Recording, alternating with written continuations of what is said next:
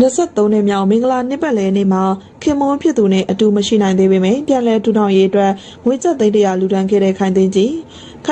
ကတော့ခင်မွန်းဖြစ်သူကိုခန့်နိုင်တဲ့မင်္ဂလာနှစ်ပတ်လည်23နှစ်ပြည့်ခဲ့ပြီးပဲဖြစ်ပါတယ်။မင်္ဂလာနှစ်ပတ်လည်နေ့လေးမှာခင်မွန်းဖြစ်သူကိုခန့်နိုင်တဲ့အတူတကွမရှိနိုင်သေးတော့လေခိုင်သိန်းကြီးကတော့ငလင်တန်ခံရတဲ့ပြည်သူတွေအားပြန်လည်ထူထောင်ရေးအတွက်ငွေကျပ်သိန်း100လူဒန်းခဲ့တာပါ။ဦးစောစောတီထောင်ထားတဲ့ ARA Foundation တို့ဒုတိယအကြိမ်မြောက်လူဒန်းခဲ့တယ်လို့သိရပါတယ်။နောက်ထပ်လူပညာသတင်းပုံတွေနဲ့နှစ်ဖက်မိဘများညှိနှိုင်းပေးမှုတွေအပိသက်ပြေလည်သွားခဲ့တယ်ဆိုတဲ့ရှင်းဖုံပြေထပ်ပြီးတော့ပတ်သက်စရာမရှိတော့တာကြောင့်နောက်လည်းဘာမှထပ်တင်တော့မှမဟုတ်ဘူးလို့ရှင်းဖုံပြေကပြောဆိုလာခဲ့ပါတယ်။ရှင်းဖုံပြေနဲ့မိဘဦးတို့က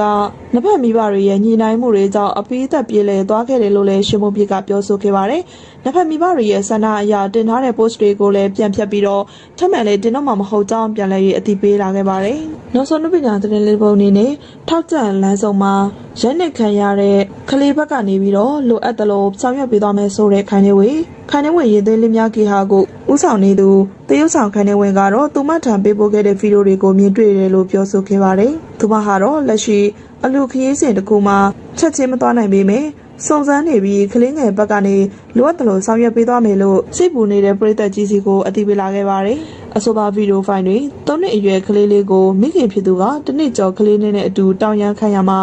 ကလေးငယ်လေးပျောက်ဆုံးသွားလို့အကြီးမလေးကိုရိုက်နှက်နေတယ်လို့သိရပါတယ်။ထိုဗီဒီယိုဖိုင် online မှာတခဏချင်းပြန့်လာပြီး online သုံးစွဲသူများက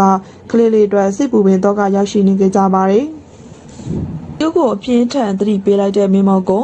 မြမတော်လရေးရာဇဝင်မှာအရေးပါသူတယောက်လည်းဖြစ်ပါတယ်။အထူးသဖြင့်လူငယ်တွေကိုတော်လရေးလှုပ်ရှားမှုတွေမှာပါဝင်အောင်ဆွမ်းဆောင်နိုင်သောခေါင်းဆောင်တူအဖြစ်နဲ့ကြောကြားခဲ့သူလည်းဖြစ်ပါတယ်။မြမော်ကုန်းကတော့ဒီမိုကရေစီအတွက်စိတ်ရှိရှိနဲ့အမြဲတမ်းကြိုးပမ်းနေသူတယောက်ဖြစ်ပြီးတော့တော်လရေးလှုပ်ရှားမှုတွေမှာလည်းလူငယ်တွေရဲ့ပါဝင်မှုတွေကိုအရေးတယူထောက်ခံအားပေးထားတာပါ။ကျွန်တော်အဖွဲ့တွေကိုဝင်လာမယ်ဆိုတဲ့ကသူ့ရဲ့ခေါင်းဆောင်မှုအရတာမန်လူငယ်များစွာကိုတက်ကြွစွာတစုတဝေးတဲ့နဲ့အဖွဲ့တစ်ဖွဲ့အဖြစ်နဲ့ပေါင်းစည်းသွားစေရန်အတွက်တိုက်တွန်းခြင်းတရက်လည်းဖြစ်ပါတယ်။ရည်ရွယ်ချက်ကတော့လူငယ်တွေကိုတက်ကြွမှုရဲရင်မှုနဲ့တာဝန်ယူမှုရှိသောစစ်စင်ရေးတွေမှာအတူတကွပူးပေါင်းပြီးတော်လှန်ရေးရယူစေဖို့အတွက်နိုင်ငံသားတိုင်းရဲ့တာဝန်အဖြစ်ထမ်းဆောင်ရန်အတွက်လည်းဖြစ်ပါတယ်။မြမော်ကုန်းကတော့ထိုစကားတွေကိုလူငယ်တွေကိုအပြင်းထန်အကျိုးသက်ရောက်စေခဲ့ပြီးမြမော်ကုန်းရဲ့စကားတွေကလူငယ်တွေကိုအပြင်းထန်အကျိုးသက်ရောက်စေခဲ့ပြီးအများပြည်သူတွေယုံကြည်တိုးသွားစေခဲ့ပါတယ်။မြမော်ကုန်းကတော့လူငယ်တွေကိုစိတ်ဓာတ်မှကြောစေခဲ့ပြီးတိုင်းပြည်အတွက်အနာဂတ်ခေါင်းဆောင်များဖြစ်လာစေရန်အတွက်အားပေးမှုပြုလုပ်ခဲ့ပါတယ်။၎င်းရဲ့စိတ်ဝင်စားမှုအာဇာနည်စိတ်ဓာတ်နဲ့အစွန်းရောက်မှု